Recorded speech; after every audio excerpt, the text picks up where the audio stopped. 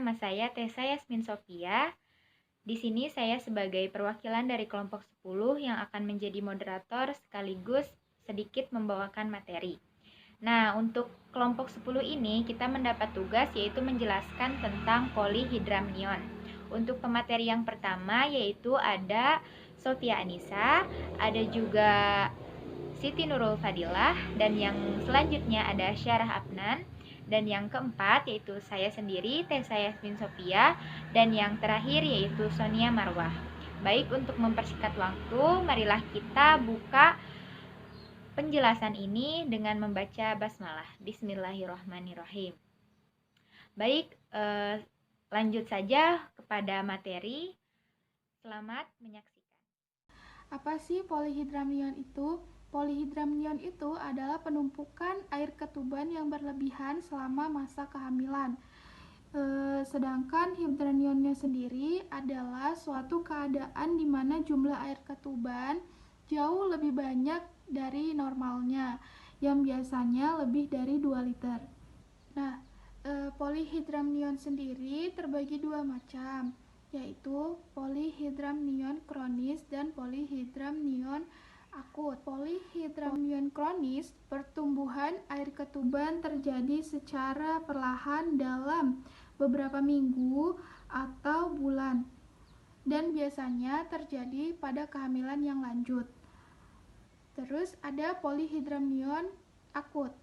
Polihidramnion akut, pertambahan air ketuban yang sangat tiba-tiba dan cepat dalam waktu beberapa hari saja. Biasanya terdapat pada kehamilan yang agak muda, bulan ke-5 dan ke-6. Nah, apa saja sih resiko komplikasi pada polihidramnion ini? Nah, resikonya satu ada kelahiran prematur, yang kedua ada posisi bayi sungsang, yang ketiga ada pendarahan yang parah pasca melahirkan, yang keempat hipertensi selama kehamilan, dan yang kelima bayi terlahir dalam keadaan mati. Tentang frekuensi yang sering kita jumpai adalah polihidramnion ringan dengan jumlah cairan 2 hingga 3 liter, yang berat dan akut jarang. Frekuensi polihidramnion kronis adalah 0,5 hingga 1%. Insiden dari congenital anomali lebih sering kita dapati pada polihidramnion, yaitu sebesar 17,7 hingga 29%. Hidronamnion sering kita dapati bersamaan dengan yang pertama ada gemeli atau hamil ganda, kedua ada hidrops poetalis, yang ketiga ada diabetes mellitus, yang keempat ada toxemia gravidarum.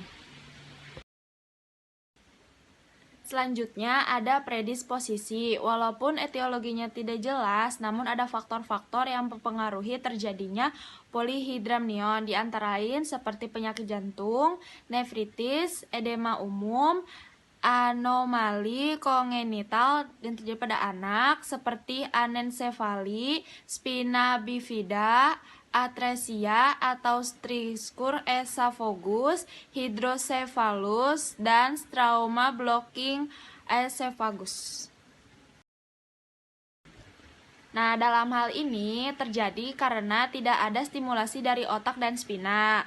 Expressive urinary secretion, tidak berfungsinya pusat menelan dan haus. Transudasi langsung dari cairan mengental ke dalam amnion.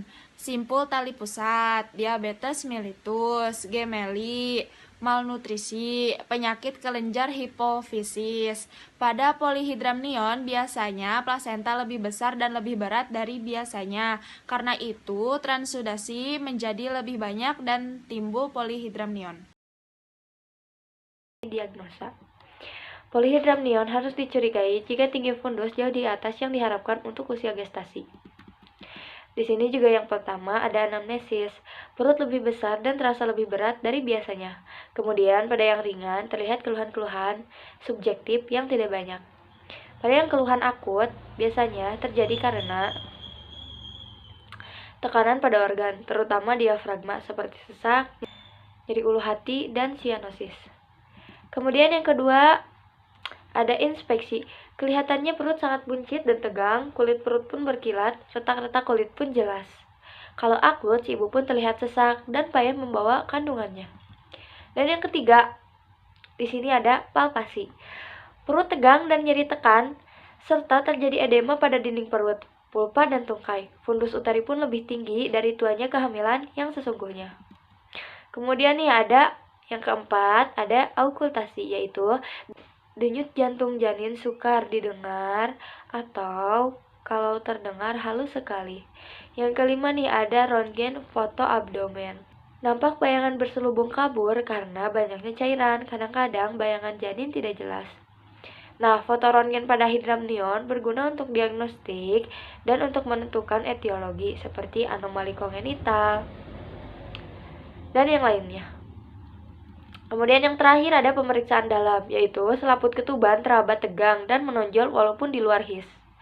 Nah, diagnosa juga ada diagnosa bandingnya, yaitu bila seseorang ibu datang dengan perut yang lebih besar dari kehamilan yang seharusnya, kemungkinan si ibu pun yang pertama mengalami polyhydramnion, yang kedua gemeli, yang ketiga ascites,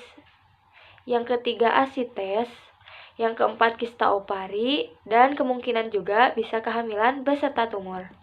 Nah, prognosisnya juga pada janin, prognosanya agak buruk, normalitas lebih dari kurang 50%, terutama karena kongenital anomali, prematuritas, komplikasi karena kesalahan letak anak, kemudian diabetes mellitus, juga solusio plasenta. Nah, kalau prognosis pada ibunya sendiri, solusio plasenta, atonia uteri, pendarahan postpartum, retensio plasenta, shock, juga kesalahan-kesalahan letak janin yang menyebabkan partus tidak lama dan sukar. Nah, untuk selanjutnya yaitu ada komplikasi. Overdistensi uterus dapat menyebabkan dyspnea ibu atau edema refraktoris pada ekstremitas bawah dan vulva. Selama persalinan, polyhydramnion dapat menyebabkan malpresentasi janin, proses persalinan disfungsional, dan atau juga dapat menyebabkan pendarahan pada saat persalinan. Dan yang kedua ada tata laksana. Obat antiinflamasi nonsteroid atau indomestatin dapat menurunkan produksi urin janin, tetapi dapat menyebabkan penurunan dini ductus arteriosus pada janin. Pengeluaran cairan melalui amniosintesis hanya efek sementara saja. Selama proses persalinan, amniotomi terkontrol dapat mengurangi insidensi komplikasi yang disebabkan oleh dekompresi cepat atau abruptio plasenta dan juga proplas tali pusat. Dan selanjutnya, terapi polyhydramnion dibagi menjadi 3 fase. Yang pertama ada waktu hamil atau di BKIA, yang kedua ada waktu partus, dan yang terakhir ada postpartum. Untuk yang pertama adalah waktu hamil. Polyhydramnion ringan jarang diberi terapi klinis, cukup diobservasi dan diberikan terapi sintomatis. Pada polyhydramnion yang berat dengan keluhan harus dirawat di rumah sakit untuk istirahat dengan sempurna. Berikan diet rendah garam. Bila sesak hebat sekali disertai sianosis dengan perut tegang, lakukan fungsi abdominal pada kanan bawah umbilikus. Dan selanjutnya, komplikasi fungsi dapat berupa timbul his, trauma pada janin, terkenanya organ-organ perut oleh tusukan, dan yang terakhir yaitu infeksi serta shock. Yang selanjutnya yaitu yang kedua ada waktu partus.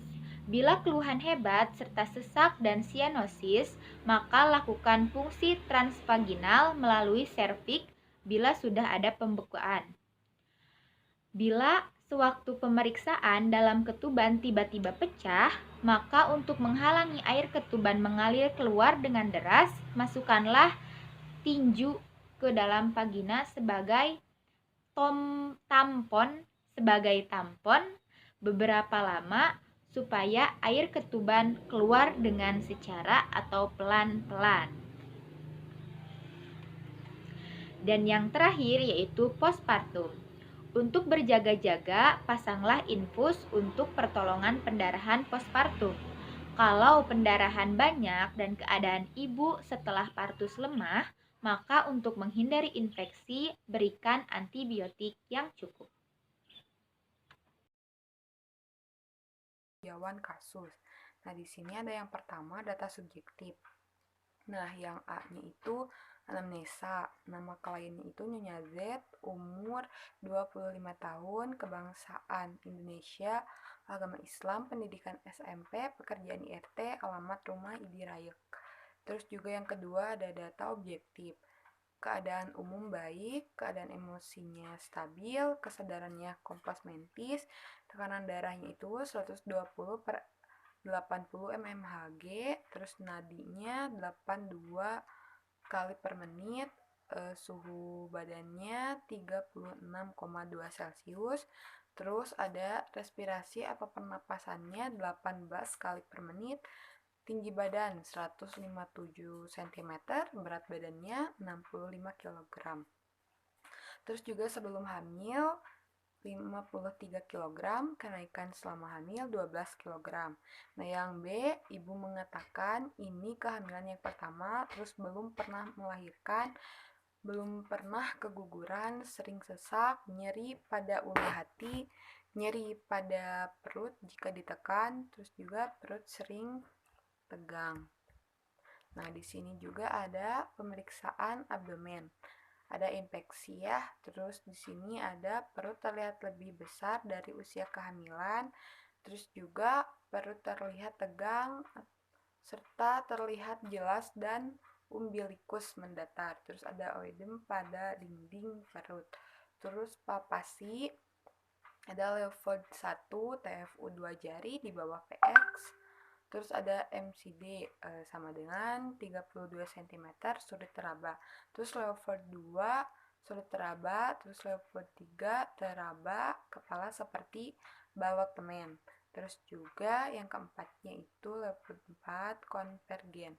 Terus auskultasi, di sini ada DJJ 132 kali per menit, teratur, intensitas, terus lemah. Di sini ada PM, satu tempat pada kuadran kiri bawah pusat. Terus juga ada pemeriksaan penunjang. Nah, di sini hasil USG dari tanggal 2 Maret 2010, usia kehamilan atau janin 28 minggu. Nah, janin hidup, detak jantung janin atau DJJ 148 kali per menit. Nah, tunggal intrauterin, presentasi kepala, jenis kelamin perempuan, TBF-nya itu 2400 gram, letak plasenta di pundus, ICA 3000 cc. Nah, di sini yang ketiga ada asesmen. Ibu G1POAO, usia kehamilan 28 minggu dengan polihidramnion. Nah, di sini ada yang keempat, planning. Nah, yang pertama ada melakukan informed contents. Suami telah mentandatangani surat informed contents. Terus juga yang kedua, memberitahu ibu hasil pemeriksaan saat ini. TD-nya itu 120/80 mmHg, pembesaran rahim ibu tidak sesuai dengan usia kehamilan. Nah, hal tersebut dikarenakan jumlah cairan ketuban ibu berlebihan sesuai dengan hasil USG ibu pada tanggal 2 Maret 2016, yaitu sebanyak 3000 cc. Nah, terus ibu telah mengetahui hasil pemeriksaan saat ini. Terus yang ketiga ada menganjurkan ibu untuk mengurangi mengkonsumsi garam. Nah, jadi si ibu itu dianjurkan oleh si bidan tersebut untuk mengurangi mengkonsumsi garam. Nah, jadi ibunya tersebut juga akan mengikuti saran bidan untuk mengurangi konsumsi garam. Nah, yang keempat ada menganjurkan ibu untuk banyak istirahat. Nah, ibunya akan mengikuti saran bidan untuk banyak istirahat. Terus yang kelima ada membuat dan memberikan surat rujukan pasien ke rumah sakit untuk dilakukan tindakan amniocentesis.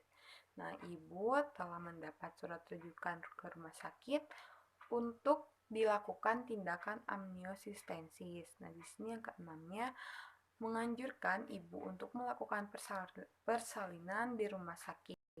Terus juga di sini ada evaluasi. Nah, di sini subjektifnya ibu mengatakan sesak dan nyeri sudah mulai berkurang.